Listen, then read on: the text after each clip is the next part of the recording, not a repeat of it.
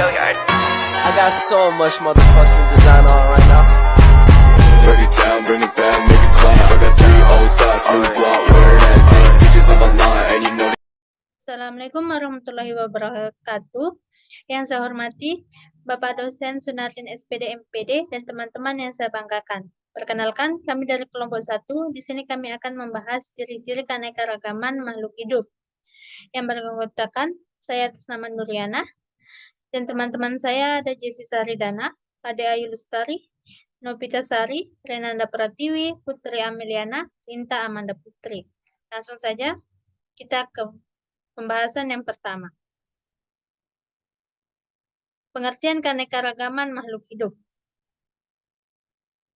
Makhluk hidup merupakan benda hidup yang selain memiliki ciri atau sifat sebagai benda, juga memiliki sifat atau ciri yang membedakannya dari benda tak hidup. Menurut UU Nomor 5 Tahun 1994, keanekaragaman hayati merupakan keanekaragaman di antara makhluk hidup dari semua sumber, termasuk diantaranya daratan, lautan, dan ekosistem akuatik atau perairan lainnya, serta komplek-komplek ekologi yang merupakan bagian dari keanekaragamannya, mencakup keanekaragaman dalam spesies antara spesies dengan ekosistem. Keanekaragaman makhluk hidup adalah suatu istilah yang mencakup semua bentuk kehidupan yang mencakup gen, spesies tumbuhan, hewan, dan mikroorganisme, serta ekosistem dan proses-proses ekologi. Keanekaragaman makhluk hidup disebut juga dengan keanekaragaman hayati atau biodiversitas. Istilah keanekaragaman hayati atau biodiversitas menunjukkan sejumlah variasi yang pada makhluk hidup di suatu lingkungan tertentu. Dengan kata lain, biodiversitas dapat diartikan sebagai persamaan. Itu materi yang dapat saya sampaikan. Kepada pemateri yang selanjutnya, saya persilahkan.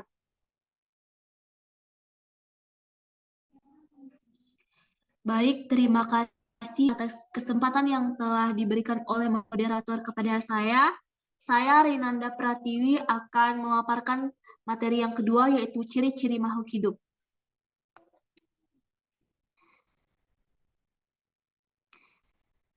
Ciri makhluk hidup yang pertama yaitu bernapas.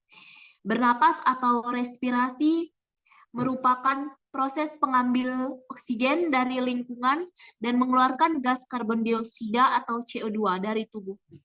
Oksigen digunakan untuk mengubah zat makanan menjadi energi secara kimiawi. Energi yang dihasilkan digunakan untuk berbagai aktivitas tubuh. Bisa kita lihat pada gambar pertama, sistem pernapasan pada manusia. Di situ ada faring, rongga hidung, laring, trakea, dan lain-lain. Kemudian pada gambar kedua, yaitu alat pernapasan pada tumbuhan berupa stomata, dan pada gambar ketiga, alat pernapasan pada ikan. Selanjutnya, ciri makhluk hidup yang kedua yaitu membutuhkan nutrisi atau makanan. Makanan dan air merupakan kebutuhan bagi semua makhluk hidup. Makanan berfungsi untuk menghasilkan energi, pertumbuhan, dan mengganti sel tubuh yang rusak. Sedangkan air berfungsi sebagai zat pelarut di dalam tubuh. Next. Ciri makhluk hidup yang ketiga yaitu bergerak. Gerak merupakan salah satu bentuk adaptasi terhadap rangsang. Setiap makhluk hidup melakukan gerak. Sebagian atau seluruh bagian tubuhnya dari satu posisi atau satu tempat ke posisi yang lain. Manusia dan hewan dapat bergerak bebas atau pindah tempat. Untuk bergerak, manusia dan hewan memerlukan sarana bantu untuk bergerak yang disebut alat gerak. Sekian pemaparan materi dari saya kembalikan ke moderator. Baik, kepada pemateri selanjutnya saya persilahkan.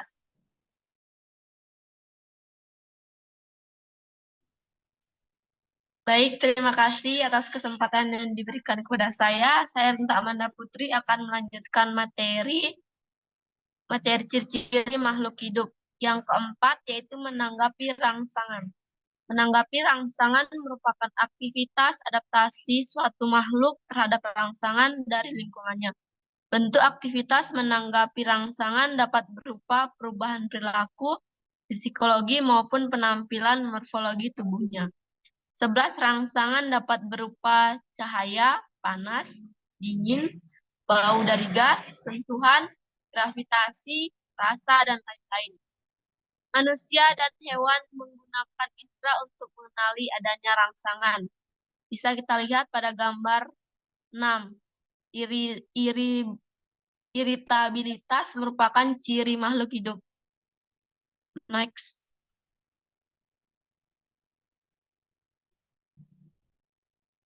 Yang kelima yaitu tumbuh dan berkembang. Tumbuh merupakan suatu proses bertambah besarnya ukuran makhluk dan penambahan ukuran ini tidak kembali kepada ukuran semula, inversible.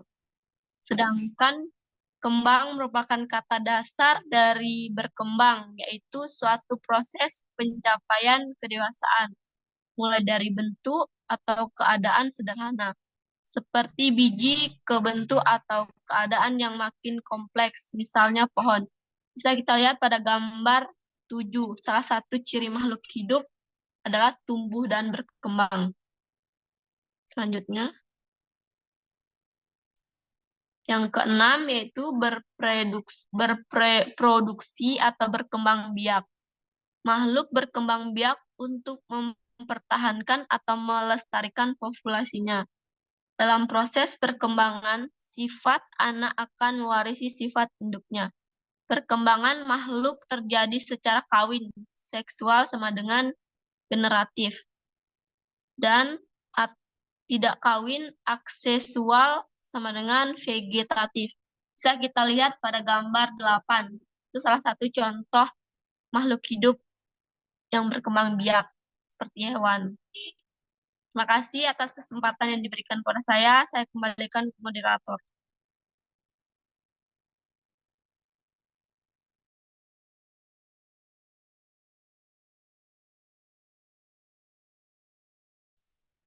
Selanjutnya yaitu materi ketujuh, mengeluarkan zat sisa atau ekskresi. Ekskresi adalah proses pembuangan zat-zat sisa metabolisme dari dalam tubuh suatu organisme. Pada organisme bersel satu, produk buangan dikeluarkan secara langsung melalui permukaan sel. Organisme multiselular memiliki proses ekskresi yang lebih kompleks, misalnya keringat dan urin. Bisa kita lihat ada beberapa gambar di bawah ini tentang sistem ekskresi. Ada paru-paru, ada hati, ginjal, dan kulit. Selanjutnya, yang kedelapan, beradaptasi. Adaptasi adalah proses penyesuaian diri pada makhluk hidup terhadap perubahan yang terjadi di lingkungannya. Setiap organisme memiliki sejumlah kemampuan yang kompleks untuk beradaptasi dengan lingkungannya. Adaptasi organisme dapat dikendalikan oleh faktor genetik yang meningkatkan daya penyesuaian diri pada organisme atau fitness. Dalam proses evolusi, hanya organisme yang mampu diri yang bertahan hidup, yang tidak mampu menyesuaikan diri akan punah. Selanjutnya, yaitu regulasi. Regulasi merupakan salah satu ciri makhluk hidup. Sistem regulasi adalah sistem yang mengatur sebuah kegiatan di dalam tubuh. Sistem regulasi juga sering disebut dengan sistem koordinasi. Tubuh manusia terdiri atas berbagai macam alat tubuh atau organ yang masing-masing memiliki fungsi tertentu dalam menunjang aktivitas tubuh.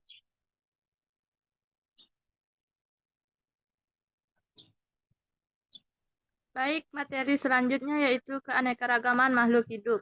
Keanekaragaman makhluk hidup dibagi menjadi 3, yaitu keanekaragaman gen, keanekaragaman jenis, dan keanekaragaman ekosistem.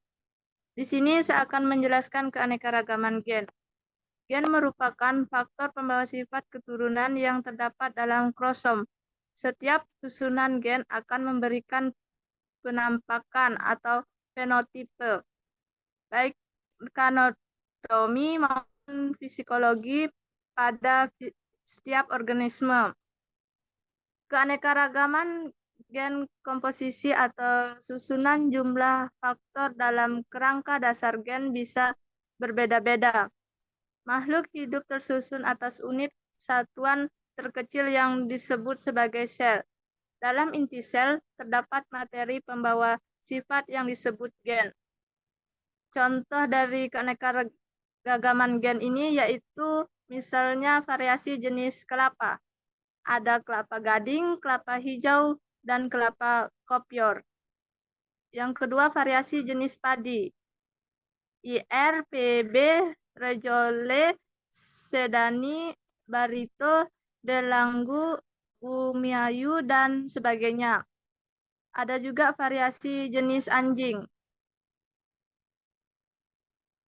Anjing bulldog, Doberman, Cholder, anjing kampung, dan sebagainya.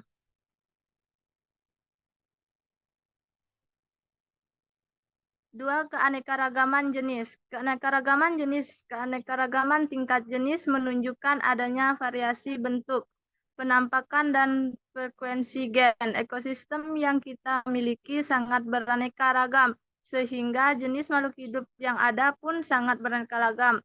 Contohnya famili Felidae, kucing, harimau, singa. Famili Palmae, yaitu kelapa, aren, palem, siwalan, dan lontar. Famili Papilionaceae, kacang tanah, kacang buncis, kacang panjang, dan kacang kapri.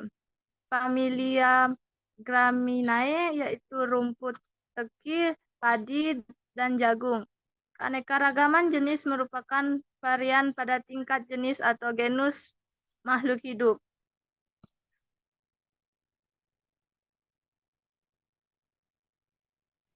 Baik, selanjutnya saya akan melanjutkan materi dari keanekaragaman makhluk hidup. Yang ketiga yaitu ada keanekaragaman ekosistem. Suatu ekosistem terdiri dari komponen biotik yaitu komunitas hewan, tumbuhan, dan mikroorganisme serta komponen abiotik yaitu lingkungan tempat makhluk hidup tersebut tinggal seperti tumbuhan, hewan, dan mikroorganisme dengan faktor abiotik seperti tanah, air, dan udara di suatu tempat tertentu.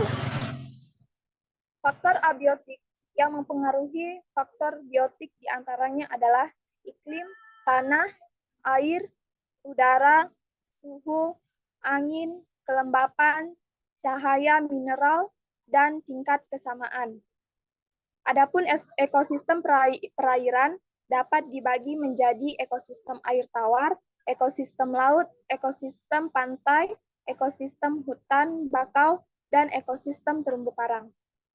Contoh, adapun ekosistem perairan dapat dibagi menjadi ekosistem air tawar, ekosistem laut, ekosistem pantai, ekosistem hutan bakau, dan ekosistem terumbu karang.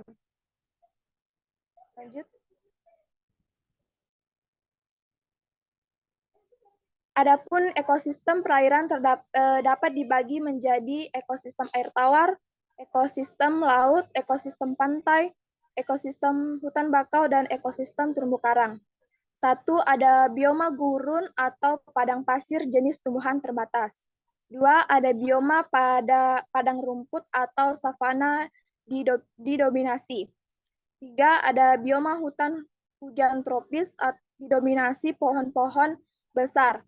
Yang keempat, ada bioma hutan gurun, iklim sedang didominasi oleh pepohonan berdaun. 5. Bioma taiga, didominasi oleh tumbuhan konifer. Yang keenam, ada bioma tundra, didominasi oleh tumbuhan lumut. Ekosistem perairan dapat dikelompokkan berdasarkan aliran airnya dan berdasarkan kadar garamnya atau salinitas. Yang pertama ada ekosistem perairan mengalir atau lotik, dan kedua ada ekosistem perairan tidak mengalir atau lentik.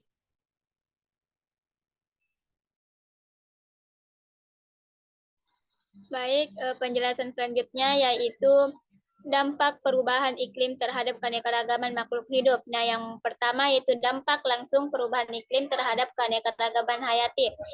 Yang pertama, spesies serangga. Nah, di mana hal ini mengakibatkan beberapa spesies tidak dapat menyesuaikan diri, terutama spesies yang mempunyai kisaran toleransi yang rendah terhadap fluktuasi suhu.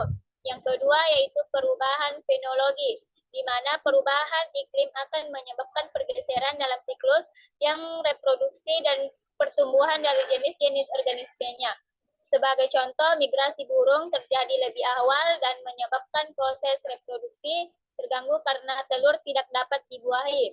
Yang ketiga yaitu perubahan interaksi antar spesies. Perubahan iklim akan menyebabkan pergeseran dalam siklus yang reproduksi dan pertumbuhan dari jenis-jenis organisme.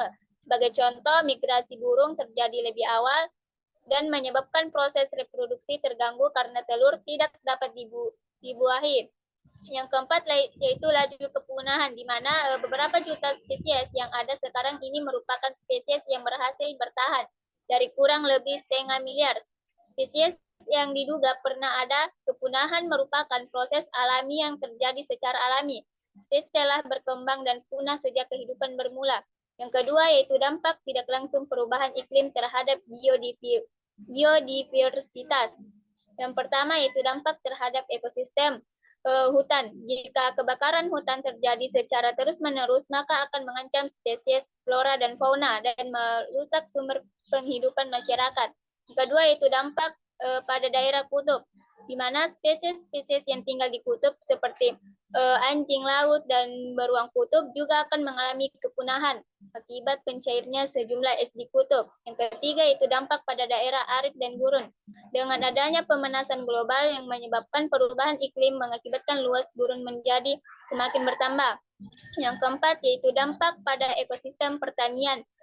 Perubahan iklim akan menyebabkan terjadinya perubahan cuaca sehingga periode musim tanam menjadi berubah. Yang kelima yaitu dampak ekologi bagi wilayah pesisir. Nah, di mana wilayah pesisir adalah wilayah yang paling rentan karena dampak buruk pemanasan global sebagai akumulasi pengaruh daratan dan lautan.